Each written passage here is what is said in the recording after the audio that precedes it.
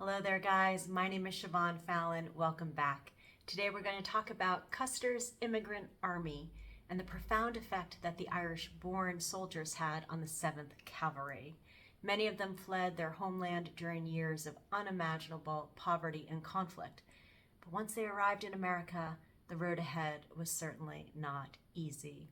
Some of these men are famous, most are not. From the Irish Cavalier from County Carlow, Captain Myles Keogh, to the tailor from Tipperary, Sergeant Jeremiah Finlay, who made Custer's buckskin coat, to the saddler from Galway, Sergeant Mike Madden, whose brave attempt to get water for the wounded cost him his right leg. All right, guys, let's learn more. Thank you so much for joining me. I referred to Custer's immigrant army, and it absolutely was.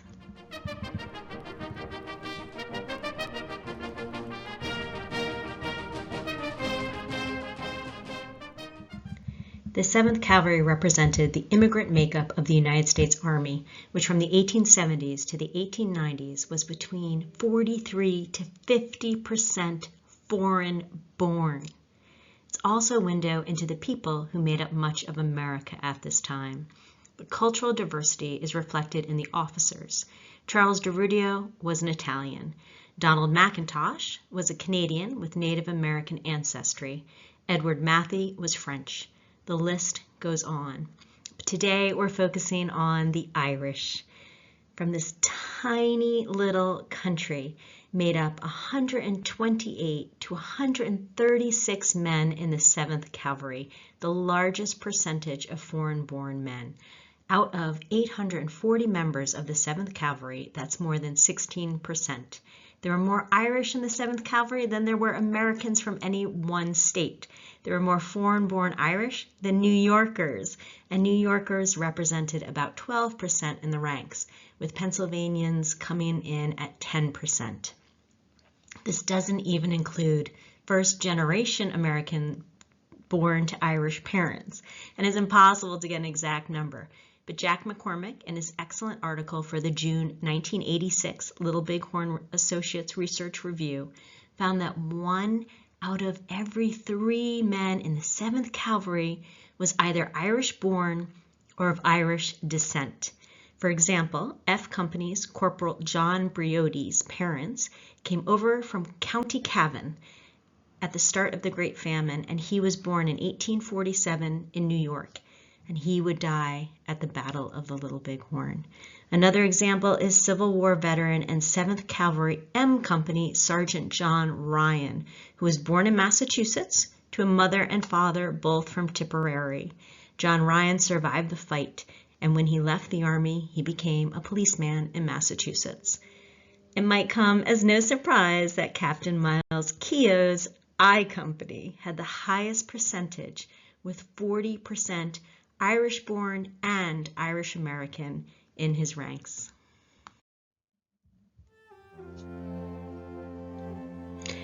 In the 1830s, almost 600,000 people came to America. Well, in the 1840s, that number jumped to 1.7 million. That's nearly 3 times as many immigrants in just a decade. There were roughly 8.5 million people in Ireland at the start of the 1840s. Between 1845 and 1855, 1 million people died in Ireland from starvation or starvation-related disease, with millions being forced to emigrate for survival. The Irish population dropped by 25%. That is 1 out of every 4 Irish who either died or emigrated. I'm going to touch upon this dark chapter in Irish history, not to make a political statement, but to give you a glimpse of what all these young Irish men came from, their identity, and how they viewed their place in an uncertain world. Frankly, I think this was a brutal time for anyone to be alive, and too much of human history is the story of those who had a little bit of power doing whatever they could to hold on to it, regardless of skin color or religion. But it's important to know what these Irish boys saw in their home country, what they experienced as children, or the stories they heard about the treatment of their loved ones, family, and friends before they even set foot in the United States. So let's rewind a little. Great Britain was the ruling authority in Ireland. England was predominantly Protestant or Anglican, and the indigenous Irish were predominantly Catholic. England imposed penal laws on Catholics in Ireland in the 17th and 18th centuries. These laws varied, but during these years, it was a crime for Catholics to buy land, to own a horse worth more than $5, to receive an education, to enter any profession, to own a boat longer than 12 feet. The Irish language was outlawed, as well as literature and Irish music, and practicing the Catholic faith. There was a provision that when a Catholic father died, his property had to be divided equally amongst his sons. However, if the eldest son converted to Protestantism, this son would inherit all of his father's land. This succeeded in breaking up the larger and wealthier plots of older Catholic family lands, causing more religious division and keeping larger tracts of land in Protestant hands. By the time the Catholic Relief Acts were ratified in the early 1800s, much of the indigenous Irish-owned plots were so small they were no longer sustainable, and the English landlords were able to buy them up. Often a family sold their land only to have to rent a portion of it back again from an absentee English landlord. Irish tenants typically farmed from 1 to 8 acres, and they paid rent as well, and worked 250 to 260 days of unpaid labor annually on the landlord's estate. They were prohibited from fishing in the landlord's river and lakes, and as they hadn't been allowed to own boats over 12 feet long, they really didn't have the means to fish in the sea. So they began to grow potatoes, an easy, inexpensive, and nutritious food they could grow from seed, and it became the staple of their diet. Then the potato blight struck in 1845. As multiple Irish scholars commented on my earlier Myles Keogh videos, and please go check those out, guys, what is commonly called the Irish potato famine was actually a potato blight, as potatoes were the only crop affected. When the first potato crops began to fall, eyewitnesses throughout Ireland, from clergy to newspapermen to wealthy citizens, warned the ruling power in England about the impending famine. The failed potato fields bordered the farmed estates often owned by absentee English landlords, which continued to produce wheat, vegetables, fruit, sheep, cattle, pigs, poultry.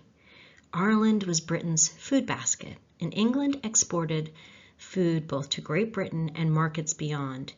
In the 1780s, there had been a food shortage in Ireland, and England shut down exports so that local Irish could purchase goods grown on their own land. Not so in 1845. Britain called it, quote, market forces, and continued to export thousands of tons of meat, grain, vegetables, fruit, and animals from Ireland. At the time, Ireland was a police state. As the potato crops continued to fail and food shortages became critical, Irish began to resist the police and militia efforts to remove livestock and foodstuff for export. Regular army deployments into Ireland increased from 34 regiments in 1845 to 40 in 1850. Even during 1847, the worst year of the famine, otherwise known as Black 47, food and livestock were removed from Ireland at gunpoint. More than half of Britain's standing army were sent to Ireland. 67 regiments of its total 126 regiments. This was more military force than Britain needed to conquer the Indian subcontinent. At the same time, mass evictions occurred as tenants could no longer pay rent and their homes were destroyed either by tearing off the roofs or burning them to the ground. It's estimated that 500,000 people were evicted. Wrote Thomas Nolte, the Bishop of Meath, in 1847. The horrid scenes I witnessed, I must remember all my life long. The wailing of women, the screams, the terror of children, the speechless agony of honest, industrious men wrung tears of grief from all who saw them. I saw officers and men of a large police force who were obliged to attend to the occasion, cry like children at beholding the cruel sufferings of the very people whom they would be obliged to butcher had they offered the least resistance. The landed proprietors in a circle all around and for many miles in every direction warned their tenantry with threats of their direct vengeance against the humanity of extending to any of them the hospitality of a single night's shelter. And in little more than 3 years, nearly a fourth of them lay quietly in their graves. Starvation-related diseases ranged from famine fevers, which were typhus, also called black fever, and relapsing fever, which was called yellow fever. Also dysentery. One of the reasons behind dysentery was that the starving Irish were actually forced to eat grass, leaves off trees, and seaweed, just as this particular lord recommended. They ate plenty of things not fit for human consumption. Adults might survive dysentery, but children did not. Scurvy, diphtheria, cholera, and a host of other diseases related to starvation and malnutrition also ravaged the population.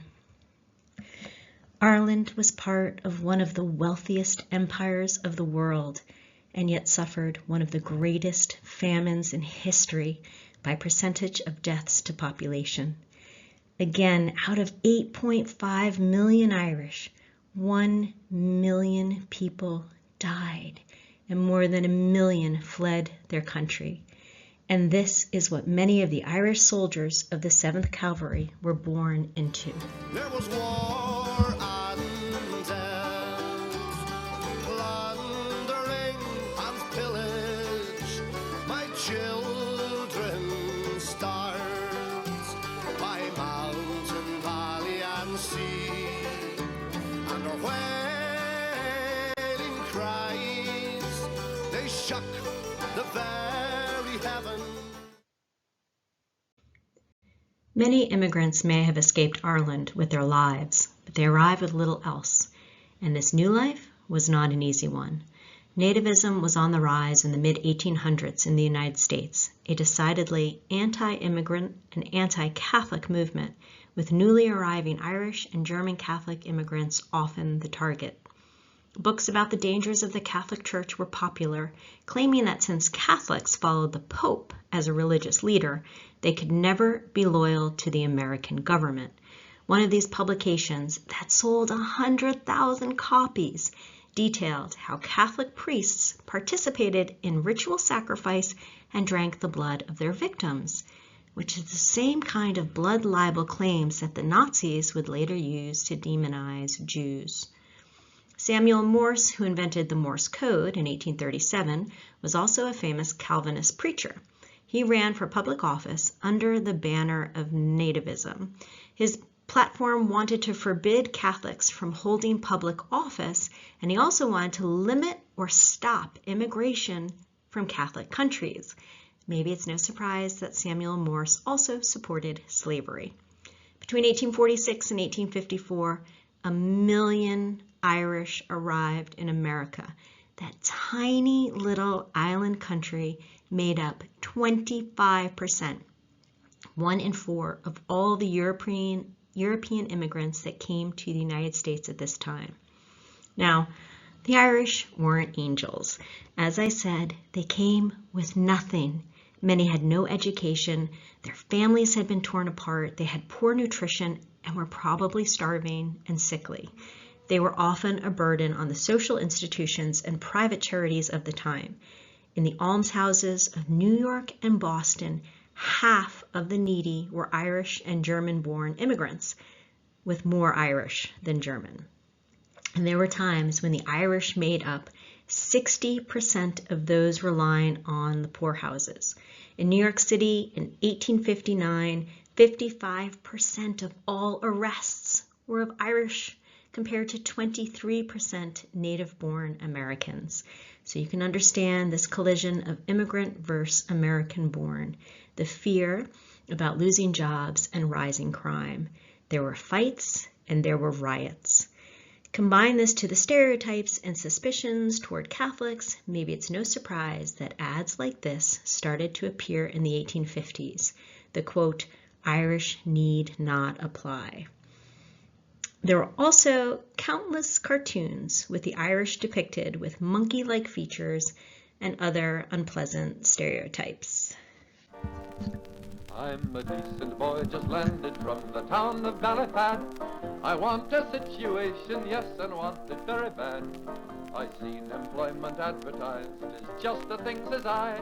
But the dirty spell being ended with no Irish need apply. Woof, says I, but that's an insult, though to get the place I'll try.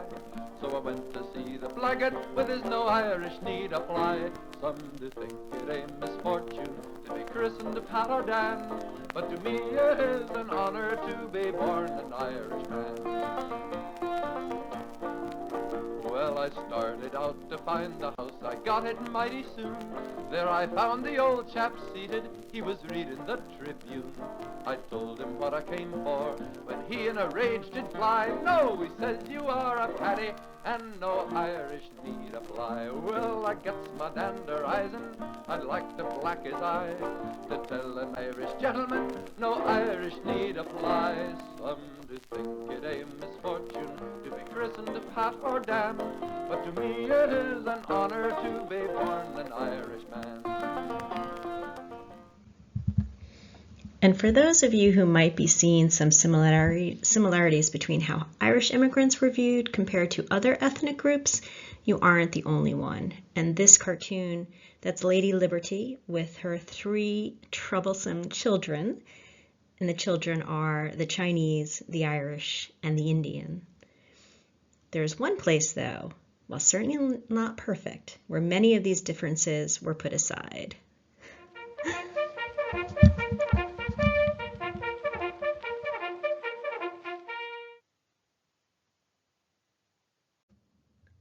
There had been some restrictions on enlistments of foreign-born men, but in 1847, the worst year of the Irish famine, prohibitions against recruiting immigrants were dropped, and the only provision was that the soldier had to be competent in English, which gave the Irish an advantage over non-English speakers.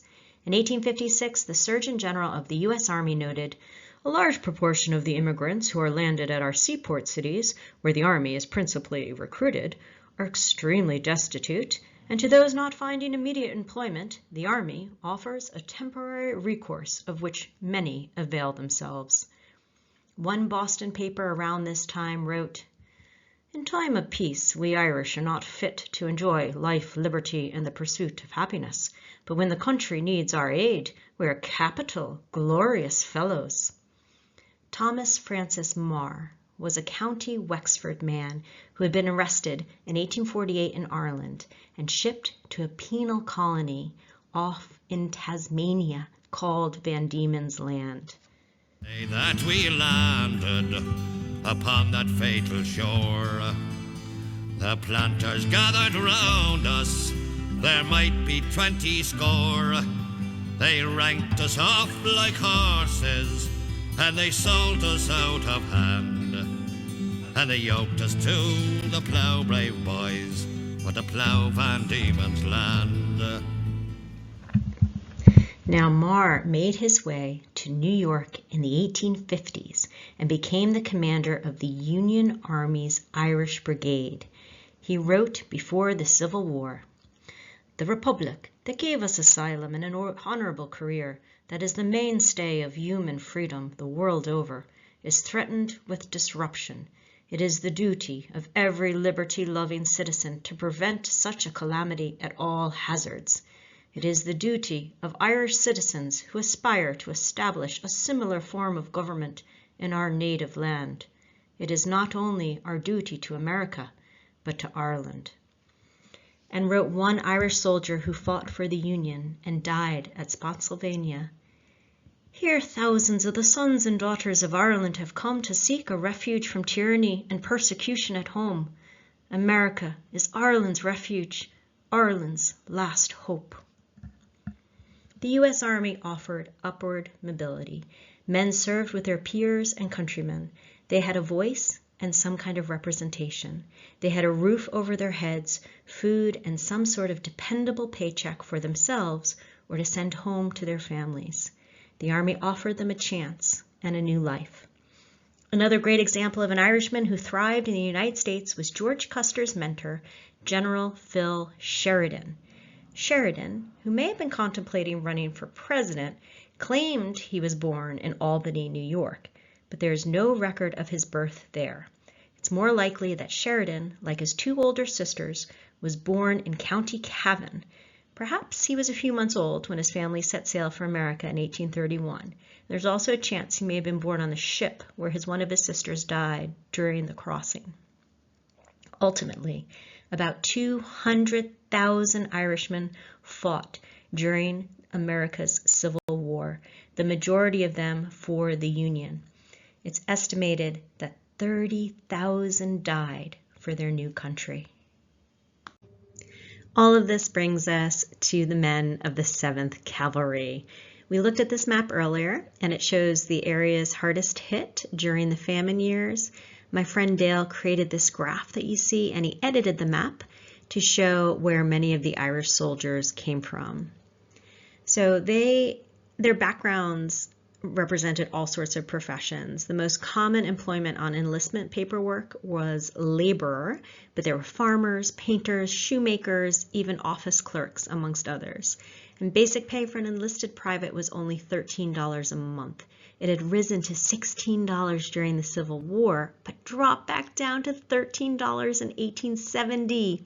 However, there were quite a few re-enlistment bonuses, like a $3 per month pay raise if a soldier re-enlisted within 30 days of his discharge. And soldiers who were skilled tradesmen, like carpenters and blacksmiths, received an additional 35 cents a day. Officers made more, starting around $100 a month for a second lieutenant and about $150 for a captain, but they had many more expenses.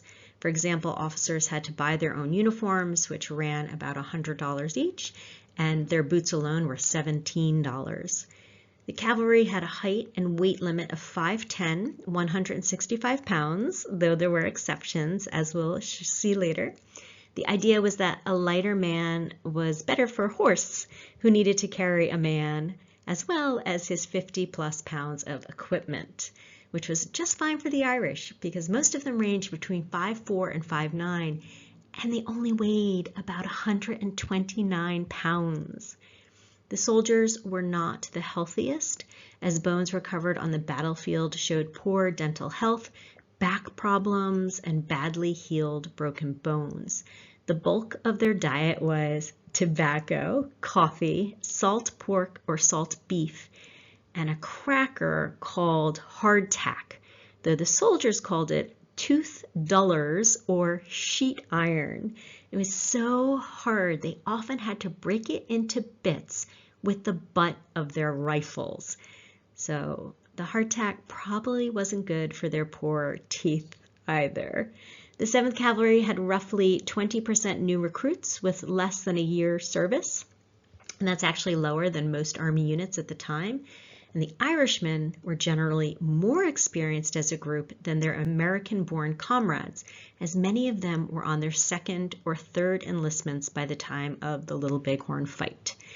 The oldest Irishman was M Company's 48-year-old, gray-eyed, gray-haired Sergeant Patrick Carey from Tipperary, who was wounded during the Valley and Hilltop fight, but he survived. The youngest Irishman was I Company's blonde-haired, blue-eyed, 20-year-old Private Thomas Patrick Downing of Limerick, who may have enlisted to escape his wife. Private Downing died with Custer. I'm going to let Sergeant William Cashin of L Company tell his own story. Cashin was born in Laois, Ireland in 1845. He was 5'9", blue-eyed, brown-haired, fair-complexioned. He first joined the infantry in 1867, and he joined the 7th Cavalry in 1872. Here is a letter he wrote home. My friend Nathan shared it with me, and I just think it's incredible to have this rare insight into what enlisted men were thinking as they prepared for the campaign. And I'm going to leave the misspellings and everything else because I feel like it just gives it a more individual feel. Fort Abraham Lincoln, Dakota Territory, May 6, 1876. My dear Cousin Mary, I received your kind and welcome letter. I am very glad to hear your being in good health, and aunt and uncle and all friends in Saxonville. My dear cousin, General Orders No. 3 from Headquarters, 7th U.S. Cavalry has just been read. We are in the field camped about 3 miles from Fort A. Lincoln. We're all fitted out for war. There is 12 companies of cavalry, 1 light battery of artillery, 1 battalion of infantry. Every man is well armed, 100 rounds of ammunition always carried there. There's a large wagon train. There will be about 2,000 men in all. General Terry is in command. Dear Mary, the lock of hair of my dear cousin Joanna, you need not send to me until I come back next fall. The pitcher and blessed candle and the shamrock, you will oblige me very much by keeping them for me. I will write as soon as I come back, if I get around all right. Did Joanna ever speak about me? I can't let her out of my head. I would feel much better if I had written to her often. Dear Mary, this expedition is going to the Bighorn, and it's a different one from any that ever went out in this country yet. This is a war mission, and Sitting Bull, the Sioux chief, must submit to Uncle Sam or kill the 7th horse. My dear Mary, you need not write to me again until you hear from me again, as there will be no mail communications until the return. I was in the Bighorn country before and had a lively old time of it, had 1 battle, lost 8 men in a short time in 73 Stanley's expedition. I have only 18 months to serve. I have a pretty fair stake made already. If I will be lucky enough to get this through, I will be a fearful warrior. Sitting Bull's scalp must be mine if possible. I have told you all the news. Give my best respects to Ellen Franks, and tell her I will act Indian chief if she is satisfied to become a soldier. Mary, I will write to you before I leave here, and send you a picture in my war dress. Give my best regards to Mrs. Brophy, Mr. and Mrs. Phelan, Mrs. Keyes, Miss Sheehy, in fact all friends and neighbors. I am going home as soon as my time is out, to old Ireland for a little while to see the old woman and get married. There's none of the American ladies will have me, black or white or red. John Cashin will leave about 15 of May for America. Patrick Donahue is bursted up in business. I sent $40 to him. I'm afraid of it, what I hear be true. Give my best to William. Mary, remember me in your prayers. Best respects to all, from your fond cousin, William Cashin, Sergeant, Company L, 7th U.S. Horse, in the field. Singing a soldier's song. Tinker, tailor, every mother's son. Rich man, poor man, shouldering a gun. Butcher, baker, every man in line. All together just like old lang syne. We're on the one road, share the one load. We're on the road to God knows where. We're on the long road, maybe the wrong road. As a quick overview, General George Custer, whose official rank was actually Lieutenant Colonel, and his 7th Cavalry left Fort Abraham Lincoln on May 17, 1876. The 7th Cavalry had a full strength of 840, but between officers and soldiers on detached duty and newer recruits being left at the Powder River Depot on June 15th, because there weren't enough horses. The actual fighting strength was only about 600. Custer's 7th represented just one of the 3 columns sent to bring the non-reservation and therefore considered hostile Cheyenne and Lakota to battle. General Crook's column had been attacked by these tribes just 1 week earlier at the Battle of the Rosebud, and that fight had mostly been a draw. Crook retreated and effectively took his entire column out of the overall plan without alerting higher command or warning Custer of what had happened. General Terry joined with Colonel Gibbon's column on June 21st. He hoped to pin the hostiles between his column and that of the 7th Cavalry. The biggest fear of all was that the tribes would scatter and disappear. Keeping that in mind, Terry told Custer, "It is impossible to give you any definite instructions in regard to this movement, and were it not impossible to do so, the department commander places too much confidence in your zeal, energy, and ability to wish to impose upon you precise orders which might hamper your actions when nearly in contact with the enemy." As the 7th grew closer, Custer was made aware of the combined forces of the Lakota and Cheyenne in the valley of the Little Bighorn. His Indian scouts gave him conflicting advice. Some recommended Custer wait for Terry, while others said that Custer needed to immediately attack, or the Sioux would vanish. Custer chose to attack. He divided his command into 3 parts, with the pack train as a 4th entity following behind. He first sent Captain Benteen and 3 companies on a scout to the left. A couple of hours later, Custer sent Major Reno and 3 companies with the Indian scouts into the valley to first engage the Lakota and Cheyenne encamped there. Custer, with his headquarters and 5 companies, moved around the bluffs. Major Reno, after some engaging with the Lakota and afraid he would be soon overwhelmed, retreated across the river and up the bluffs to what we now call Reno Hill. Captain Benteen soon arrived and met Reno on those bluffs. He showed Reno an order he had received from Custer ordering him to come on, be quick, big village, bring packs.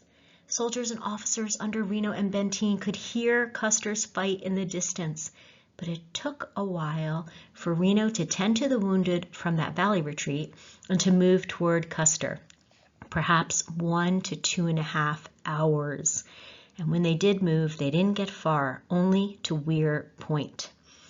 When the Lakota and Cheyenne warriors left Custer's field, the 7th Cavalry at Weir Point retreated back to Reno Hill, and they remained under siege there for an additional 2 days. On June 27th, General Terry and Gibbon's column arrived, and the survivors learned that all the men with Custer had been killed. If I am dead, as dead I well may be. You come and find the place where I am lying, and kneel and say, and are they there for me? Well, guys, I'm going to have to stop there for today, but coming soon will be a closer look into the individual lives of some of the Irish soldiers and officers, so don't miss that. And I want to thank you for giving me an opportunity to share these stories with you. My dad came over from Leitrim when he was 17 years old, all by himself, and he landed in New York, and it was Vietnam era, and he ended up serving in the United States Army, and he had a much more positive experience than most of these guys back who lived 150 years ago, but it makes their stories really resonate with me, and I'm so happy to have a chance to share their lives a little bit with you guys, and I appreciate you watching. Thanks to my friends Dale Cosman and Nathan Simons for all their help, as always, and like, subscribe, watch another video right now if you have the time, and check on back, leave me a comment or a suggestion. Okay, guys, thank you again. You're wonderful. Bye.